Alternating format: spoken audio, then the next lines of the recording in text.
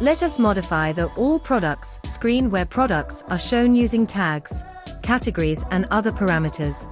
Select the All Products screen from Device Preview and from the Screens panel. You can change the product list type layout and adjust the columns to show more products.